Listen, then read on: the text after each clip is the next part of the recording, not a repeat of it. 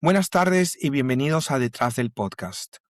Esto es una serie en la cual vamos a analizar desde una perspectiva psicológica el contenido del podcast documental ¿Quién mató a mi madre? El caso Pfeffer. ¿Por qué? Porque una investigación criminal por lo general no habla de lo que pasa después con los hijos, con los deudos, con los familiares, con una sociedad expuesta a un crimen de esta magnitud. Pero no lo vamos a hacer solos. Cada semana vamos a contar con la presencia de un especialista en salud mental para poder responder preguntas que tienen que ver con duelo, con pérdida de confianza, con el sentimiento de culpa, la pregunta de yo debería haber, pero no lo hice. Te explico un poquito de cómo esto va a funcionar. Vamos a escuchar extractos de lo que ha sido el capítulo de la semana y luego vamos a hacer preguntas, las cuales van a ser respondidas por nuestros especialistas. Desde ya quiero agradecerle a cada uno de los especialistas que han decidido ayudarnos. Esta semana contamos con la presencia de la doctora Verónica Becerra. Doctora, muchas gracias por estar acá. Empecemos con el primer tema. Hay cosas de esa mañana que recuerdo con una claridad que todavía me asusta. Y hay otras que, 20 años después, no sé si ocurrieron exactamente como mi memoria las guarda. ¿Por qué frente a un evento traumático uno recuerda frases completas, con total precisión, pero también uno se olvida de muchos detalles? Lo que ocurre es que hay que ver el grado de importancia de lo que ocurre para que nuestra memoria almacene en largo plazo y no la va a olvidar. Esas frases te van a quedar para siempre. ¿Por qué? Porque son de máxima importancia para ti. El resto del día, qué pijama usaste o cómo fuiste a dormir, ya resta importancia y se almacena en el corto plazo y fácilmente la olvidas. En cambio, esas frases, que son las últimas que escuchaste sobre tu madre, no las vas a poder olvidar nunca. Mi dormitorio estaba en el segundo piso. El de mi mamá en el primero, al otro extremo. Y esa distancia, que durante años no significó nada, la mañana del 15 de agosto del 2006 se volvió interminable. Lo que esta parte del podcast me hace pensar es en el sentimiento de culpa. ¿Por qué no hice algo cuando a mi madre la estaban matando? Y por muchos años me sentí culpable de no haber escuchado, cuando, de manera lógica, no había forma de haberlo hecho. Ujú. Lo que ocurre es que nuestro cerebro trata de dar una explicación y trata de buscar algún tipo de recurso para poder anclar o culpabilizar. En este caso, el hecho que tú hayas estado en esa casa, en ese momento que han ocurrido los hechos, hace que tu cerebro quiera creer que podía hacer algo y ahí viene la culpabilidad, cuando realmente no tenías nada de culpa. Ahora, la mente por lo general está construida para protegernos, pero ese comportamiento mental es bastante destructivo. Ujú. Sí, sobre todo porque se cree la idea de que podías haber ayudado, de que de repente podías haber hecho algo más si tan solo hubiera escuchado, si tan solo hubiera levantado, si tan solo hubiera ido.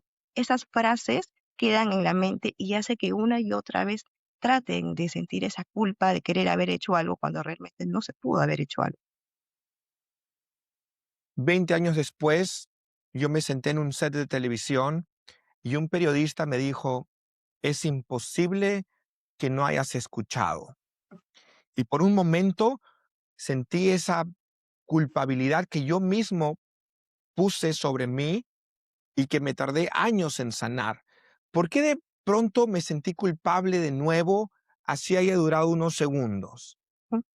Lo que ocurre es que las frases que nos dicen refuerzan o eliminan las ideas que tenemos. Al no haberlas escuchado un tiempo, habías apagado eso. Pero cuando vuelven a mencionar estas frases, estos comentarios, reviven en ti esos miedos anteriores. Me puse un polo con cuello, hasta eso recuerdo.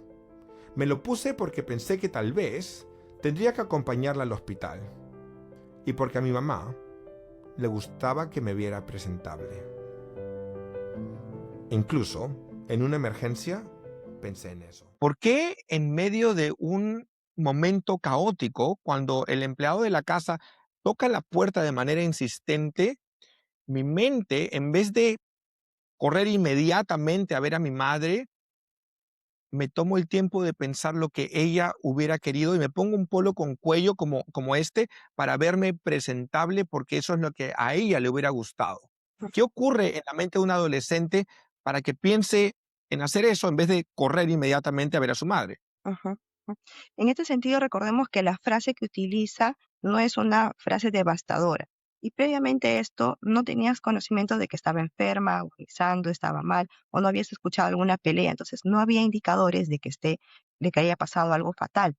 Que había esta idea en ti de querer ayudar, salvar, rescatar, organizarte para poder ir a buscarla. Por eso es que esa tendencia de ponerte rápidamente la camisa y luego recién salir. Su piel estaba fría, sus manos estaban rígidas, cerca del cuello, como si hubiera intentado quitarse algo de encima. ¿Qué ocurre en la mente de un adolescente cuando ve a su progenitor en el suelo, ¿no? Cuando minutos antes su vida era completamente normal. O sea, hay un cambio abismal, hay una situación conflictiva en nuestro cerebro que no procesa, porque no estabas preparado para este hecho. Ahora, el evento de solamente observar lo que había ocurrido alrededor es altamente traumático. O sea, no estamos hablando de algo pequeño o ligero, estamos hablando de una situación fuerte que has observado de la persona que tú más amabas y que era tu mundo en ese momento. Me arrodillé a su lado. La sangre me manchó la ropa. Le levanté las piernas creyendo que así podía ayudarla. Intenté hacerle reanimación, no sabía cómo. Le hablé, le grité, le pedí que se despertara. Pedí que llamaran a una ambulancia, pedí que buscaran su carnet del seguro. Pedí cualquier cosa que sonara a solución. Todo me dice, frente a esa escena, que mi mamá ya está en otro mundo, que ya partió. ¿Por qué sigo intentando salvarla? ¿Por qué la necesidad de agarrarla y rogarle que se levante y, y darle primeros auxilios cuando todas las señales lógicas le decían a este adolescente, tu mamá ya murió? Ujú. Recordemos que también hablamos de la negación. Ingresaste, viste esta escena sumamente macabra para un chico de 17 años y lo que automáticamente quiso hacer es querer salvar, rescatar ese mecanismo de defensa tuyo de aferrarse a la vida todavía. Previamente no tenías un indicador de que ya estaba fallecida. Entonces era este recurso, esa desesperación. No había otro pensamiento alrededor de qué estoy haciendo, por qué lo hago. Simplemente el hecho de querer salvar a tu ser querido en ese momento. Ahora, frente a esa escena, mi hermana reaccionó de una manera distinta. Mi hermana se quedó mirando la escena desde lejos mientras yo luchaba por traerla de vuelta. ¿Por qué algunas personas reaccionan con hacer algo mientras otras personas se quedan congeladas simplemente mirando? También hay mecanismos de defensa. Entonces, nuestro cuerpo, nuestra mente y nuestra personalidad actúa de diferente forma. Hay gente que se queda pasmada, hay gente que va a rescate, gente que grita, gente que llora, porque reaccionamos de diferente forma. Recordemos que tú fuiste una de las primeras personas que se acercó a esa escena. Entonces, lo primero que quiso hacer es auxiliar y ayudar. Entonces, la otra persona ya observaba y por ende de repente no actuó de igual manera. ¿El actuar te hace menos culpable o más culpable? ¿O no deberíamos de interpretar la manera en la que reaccionamos frente al trauma? Exacto. Ese momento específico frente a esta noticia genera una reacción emocional, netamente emocional. Entonces, no está tanto ligado a que estoy fingiendo, que quiero hacer quedar bien mal. No, entonces vamos a la reacción emocional y esto es natural, desde la cara, desde los ojos, desde el llanto, desde cómo corro, si me corro desesperado, corro despacio, está relacionado al impacto. En ver a tu mamá en el suelo y querer auxiliarla es una reacción emocional espontánea que tuviste en ese momento. Pero el Ujú, hecho de que mi hermana no haya reaccionado de la ujú. misma manera, quiero que quede claro que no significa que hace a una persona culpable. No, no, ajá. No, no, no, porque es una reacción emocional. Además, ya estaba observando que tú estabas tratando de ayudar. Entonces, por ende, se quedó observando, ya no quería hacer algo o simplemente fue un estado de shock también que puede haber estado presenciando. Hay una parte en el podcast en el cual yo digo, era mi mamá, pero no podía ser mi mamá. Mi mamá estaba en el suelo, boca abajo, al lado de la cama, había sangre. Por un instante mi mente no pudo ordenar lo que estaba viviendo. Era mi mamá, pero no podía ser mi mamá. ¿Por qué este pensamiento? Ujú. La negación. No había previo indicador de que algo iba a ocurrirle a tu mamá, o sea, no había algún tipo de aviso que te iba a decir que iba a fallecer, no había un grito, un robo previo, no había un disparo, entonces tu cerebro no estaba preparado para aceptar rápidamente que iba a tener ese desenlace. Entonces cuesta, el momento del shock, del impacto, del haber observado ese momento, cuesta el poder procesarlo, no es algo de segundos, es algo que demora un tiempo. Las etapas del duelo toman un tiempo para poder ser procesadas. Me dijo, tu mamá ha fallecido. No recuerdo un abrazo. No recuerdo que alguien me sostuviera. Recuerdo esas palabras. ¿Qué le recomendaría usted a los peruanos que están experimentando o que están cerca de experimentar, ¿no?, el duelo porque sus padres ya están mayores? ¿De qué manera uno debe de actuar frente a un joven que puede sufrir una pérdida próxima? Ujú. Es importante el impacto de la noticia, el cómo lo decimos. Si bien es cierto, muchas personas están acostumbradas, los médicos, los bomberos, policías, a decir esas frases, pero no se dan cuenta de la magnitud, el cómo decir, queda marcado en la mente de esta persona.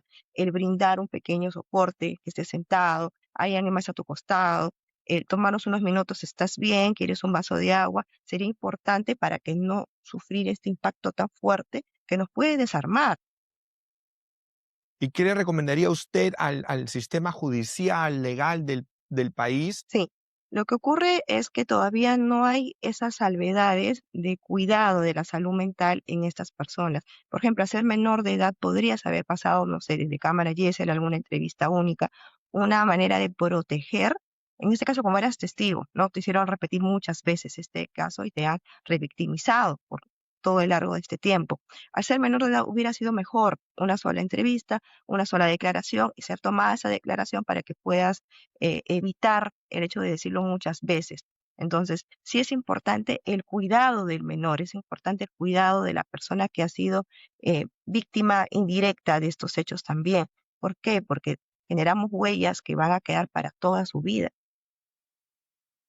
La palabra revictimización es interesante Ujú, porque me acuerdo que ese mismo mes la revista Caretas sacó una, una edición con la foto de mi mamá, de la manera en la que había fallecido, de la manera en la que yo la encontré. ujú, Mi madre tirada en el suelo, bañada en sangre. ujú, Una imagen que yo probablemente podría haber olvidado al pasar el tiempo, quedó impresa en la portada de una revista que se colgaba en todos los kioscos del país. ¿De qué manera eso puede haber afectado a la víctima secundaria? ujú. Lo que ocurre es que es el impacto de la muerte, es el impacto de la foto, el cómo se encontró. Este hecho hace que observes claramente y se repita una imagen mental una y otra vez.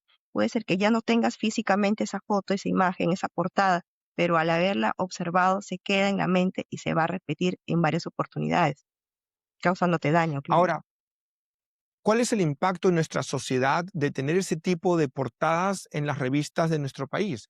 Lamentablemente estamos acrecentando esta curiosidad inadecuada en las personas que van a querer observar de esto a más. Mientras más sangre haya, genera mayor atención. La empatía es algo que yo por muchos años no sentí de parte de muchos. Y al ser un caso tan sonado, mucha gente se siente en la libertad de comentar, Ujú, de acusar, ujú, sin pensar. ¿Cuál es el impacto de estos famosos o llamados haters en un deudo cuando constantemente lo acusan de haber matado a su propia madre 20 años más tarde? ujú. Cuando la víctima pasa a ser el victimario, ¿no? ¿Qué es lo que ocurre? Que las personas tienen la poca información y de eso se basan para generar una opinión. Entonces, no hay una visión total del hecho del caso. Y esto genera un impacto, claro que sí, porque recuerda que las palabras, que recuerda que los contenidos que uno va leyendo va generando un impacto y va almacenando la información. De ahí viene el estado de ánimo, ¿no? Comentarios positivos, me genera alegría, me genera optimismo, pero los otros también me generan un impacto de tristeza, de dolor, incluso de frustración, de querer explicar más, pero que las personas no nos entiendan. Entonces los haters también son parte importante del estado de ánimo de la persona. Tengo una pregunta muy personal. ¿Por qué mi necesidad de contar esta historia 20 años después? Muy aparte de la investigación que sigue en curso como periodista, ¿por qué mi necesidad de sacar un podcast, de contar la historia públicamente? Ujú. Muchas veces hemos escuchado la palabra del cierre, hay que hacer el cierre, ¿no? Claro, es fácil decirlo, pero es muy difícil sentirlo. En este caso, lo que tú has vivido no es algo simple, no es algo básico, no es algo fácil de olvidar. Has sufrido un impacto que ha girado toda tu vida. La persona que era tu eje principal se fue y fuiste una de las primeras personas que observó eso y que estuvo en contacto con el cadáver de tu madre. Estuviste en la escena del crimen. O sea, el nivel de impacto es altamente significativo y por ende tu cerebro va a querer hacer un cierre, buscando en este caso la verdad, la justicia, decir tus sentimientos y tus emociones. Ahora ya en una etapa de adulto, mucho más maduro, mucho más centrado, estás abriéndote a tus emociones y contando desde tu perspectiva. Y esta verdad es la que poco a poco va a calmar hasta conseguir lo que tú buscas, ¿no? Este cierre final. Muchas gracias, doctora. ¿Algo más que usted quisiera compartir con los peruanos que, que de cierta manera también fueron víctima Sí. de este caso? Porque fue tan mediático que hay mucha gente que, siendo bastante jovencitos, jovencitas, crecieron escuchando sobre el caso Pfeffer y vieron no solamente a una mujer asesinada, sino a hermanos enfrentados. Ujú. El factor social, ¿no? El factor social es el que influye en la perspectiva que lo ven los demás.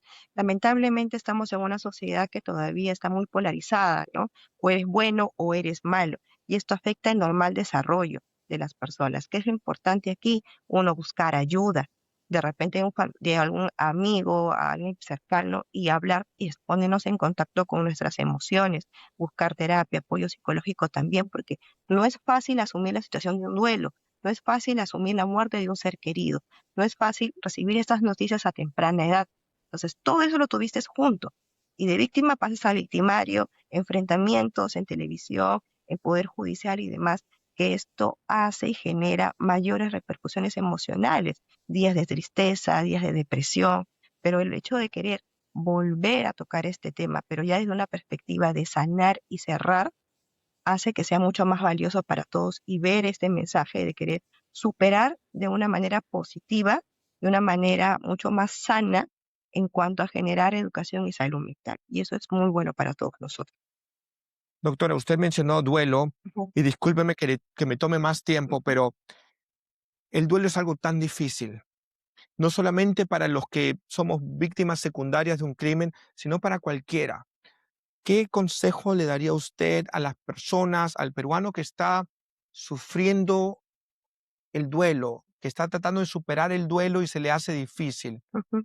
Muchas veces escuchamos que el duelo ocasionalmente dura hasta máximo 6 meses, ¿no? Y de en adelante ya tienes que superarlo, ¿no? Entre comillas, pero no es sencillo para una persona.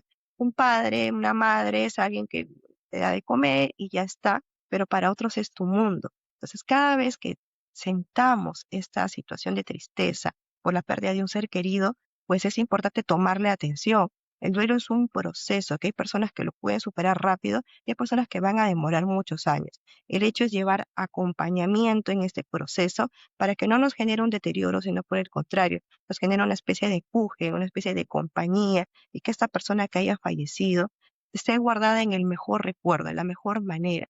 En este caso, por ejemplo, tú lo estás tratando de hacer de esa forma, ¿no? Tratar de llevar el recuerdo de tu madre de la mejor manera para que te acompañe.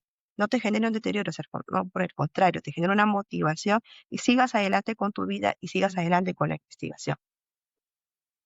Doctora, una más. Claro. Muchas madres me ven a mí y ven a su hijo. Ujú,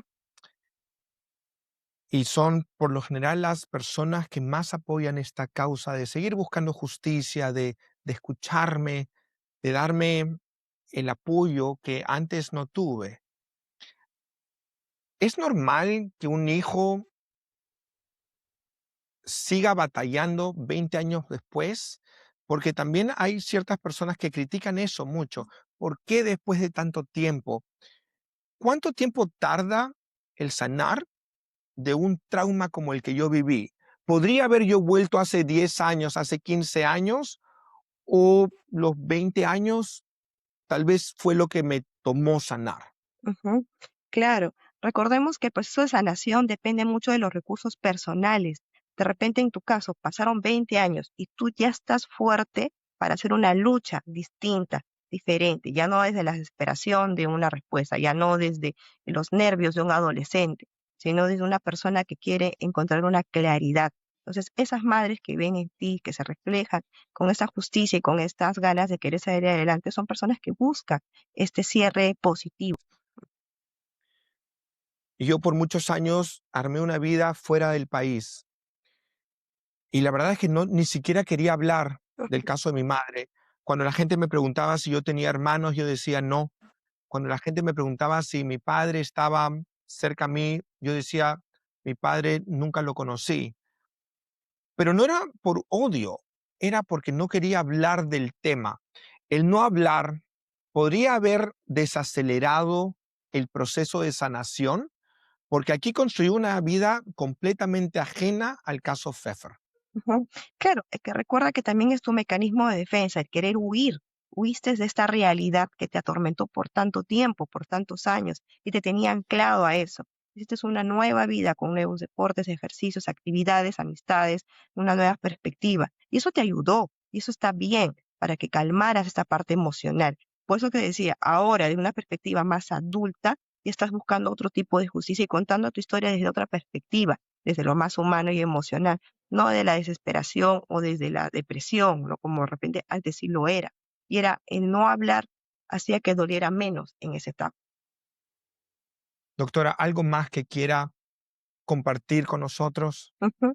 Sí, en general, la pérdida de un ser querido es un proceso que nos va a demorar el poder entenderlo. No juzguemos a las personas. Si de repente va un año y sigue triste y sigue mal, ya supéralo. Son frases que debemos de evitar y debemos de acompañar a estas personas. Evitar revictimizar, preguntarle por lo mismo y otra vez, el brindarle acompañamiento, tanto en la parte emocional, no dejarlo solo frente a situaciones en donde se podría poner triste, Navidad, por ejemplo, los cumpleaños, es en donde más nos duele la pérdida de este ser querido. Y entendamos de que el comentar o opinar de la vida de las otras personas no nos va a hacer superiores, sino el hecho de la empatía, de saber escuchar a los demás, que eso es lo que mucho nos falta a nosotros los peruanos todavía. Muchas gracias, doctora. La veo la próxima semana. Gracias a ti.